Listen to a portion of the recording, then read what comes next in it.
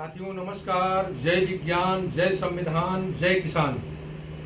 मैं राजेंद्र प्रसाद वर्मा एडवोकेट आज एक सामाजिक मुद्दे पर बात करने के लिए हमारे सामने वरिष्ठ समाजसेवी, राजनीतिक चिंतक, विश्लेषक हैं श्री केदारनाथ सचान जी। बाबूजी, आजकल एक बड़ा ज्वलंत मुद्दा इस समय चल रहा है। अभी हाल में कुछ समय पहले इटावा में कुछ कथावाचकों पर अमानवीय घटना हुई।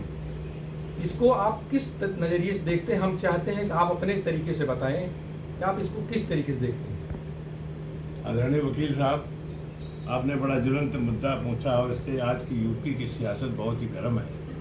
मैं इस बारे में बताना चाहता हूं कि ये जो कथा कहना है, पूजा पाठ करना है, ये धर्म का क्षेत्र है ये, और ये ब्राह्मण के कब्जे में है। उसका पूरा वो मालिक है, उसकी अर्थव्यवस्था, उसकी कमाई है, उससे परिवार चलते हैं। वो अपनी अर्थव्यवस्था में किसी भी जाति के आदमी, चाहे वो यादव हो, चाहे लोधी हो, चाहे कुर्मी हो, चाहे केवट हो, कोई भी हो, वो अपने परिक्षेत्र में घुसने नहीं देगा।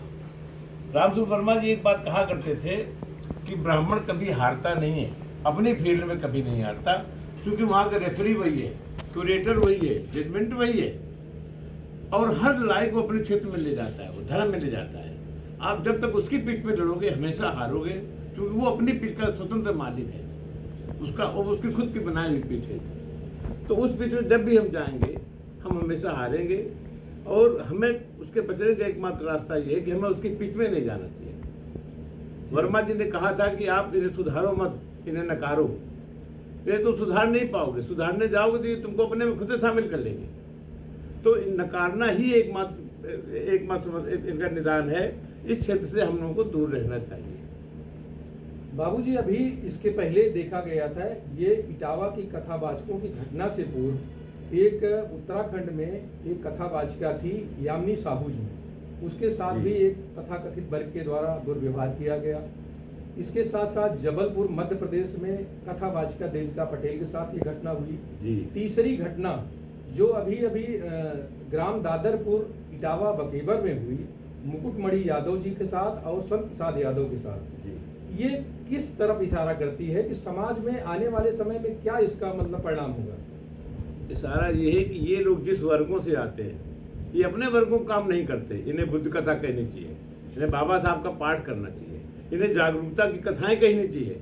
आप ब्राह्मण के क्षेत्र में क्यों जाते हो? क्योंकि ब्राह्मण ने अपनी कमाई के लिए साधन बनाए हैं, तो उसकी कमाई के लालच में उसके क्षेत्र में जाते हो। तो इन्हें अगर कथाई करनी है, ज्ञान बांटना है, तो घूमें और दलित पिछड़ों के बारे में बाबा साहब की आवाज़ उठाएं, बुद्धिज्म की बात करें। वहाँ से इनका कल्याण भी होगा, इनका सम्मान भी होगा। इन्हें भले उतने पैसे न मिले, लेकिन सम्मान इनको भरपूर मिलेगा।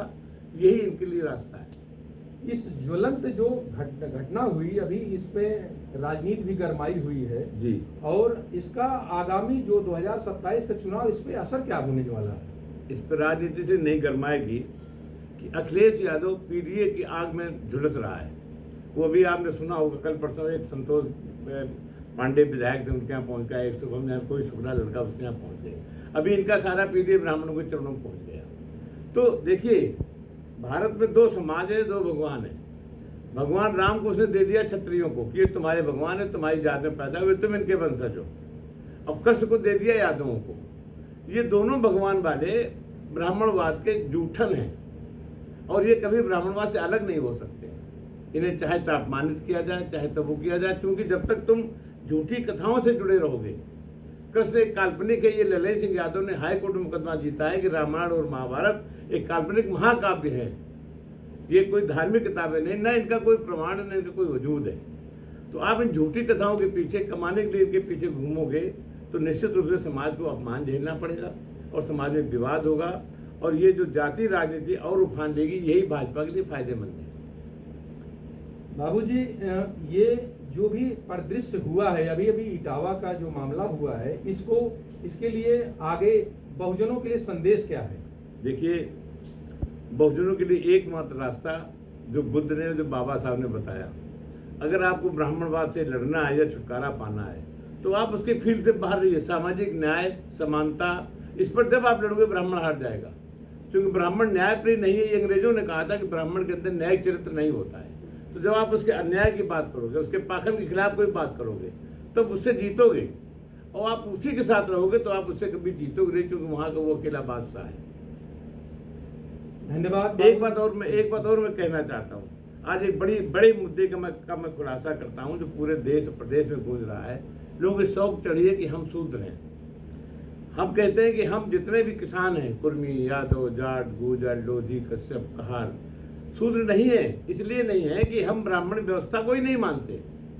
आप अगर ब्राह्मणी व्यवस्था, आप उनके वर्ण व्यवस्था को मानकर अगर आप अपने शूद्र कहते हो तो फिर ब्राह्मण को स्वीकार करना पड़ेगा, क्योंकि आप उनकी व्यवस्था के एक हिस्सा हो। हम तो किसान हैं, और ब्राह्मणों ने जो लिखा ये समूचे भूमंडल पर राज नहीं करते थे, उन्होंने अपनी किताब लिख दी।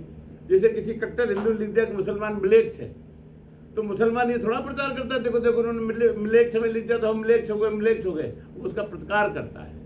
हमारे यहाँ क्या एक गलती हो रही है कि ब्राह्मणों ने शूद्र कह दिया। अरे भाई, ब्राह्मण कोई स्वयंभू है क्या? कोई भगवान थोड़े हैं? और हम उनके वर्ण में नहीं आते हैं। हमारे वर्ण में जातियां हैं, वर्ण नहीं है। हमारी जातियों में पेशे हैं, जिन पेशों से हमने जीवन जिया। हमारे यहाँ लोहार है, कुम्हार है, बढ़ई है, किसान है, तो ये अपने अपने पेशे करते हैं। जुलाहा है। हम वर्ण व्यवस्था का हिस्सा ही नहीं है। ये जब लोग आए भारत से, आर्य से इंडिया में आए तो अपने जंगलों में कुटियाँ बनाई, वहीं अपने चेले चाटे इकट्ठा किए, वहीं धूनी रमाए और खाने के लिए अश्वमेष यज्ञ करते रहे। अश्वमेष यज्ञ का मतलब होता है अश्व माने घोड़ा, मेष माने बैल। इनकी जो आहुति दी जाती थी उन्हीं यज्ञों को अश्वमेष यज्ञ कहते थे। धन्यवाद। हम तो गाँव में रहते थे। धन्यवाद। गाँव में हम इनके वर्ण व्यवस्था का हिस्सा ही नहीं थे। उनके हिस्से में वो जो भीख मांग के लाते थे, जो उनकी लकड़ियाँ बीनते थे, जो उनकी रक्षा करते थे, वो उनके ब्राह्मण, क्षत्रिय, वैश्य और शूद्र। तो हमें इस वर्ण व्यवस्था से अलग रहना है, तो हमें शूद्र क्षत्रिय कुछ नहीं बनना है, हमें किसान बनना है, भारतीय नागरिक बनना है। धन्यवाद बाबूजी। एक नए मुद्दे के साथ पुनः हम लोग चर्चा पर चर्चा करेंगे।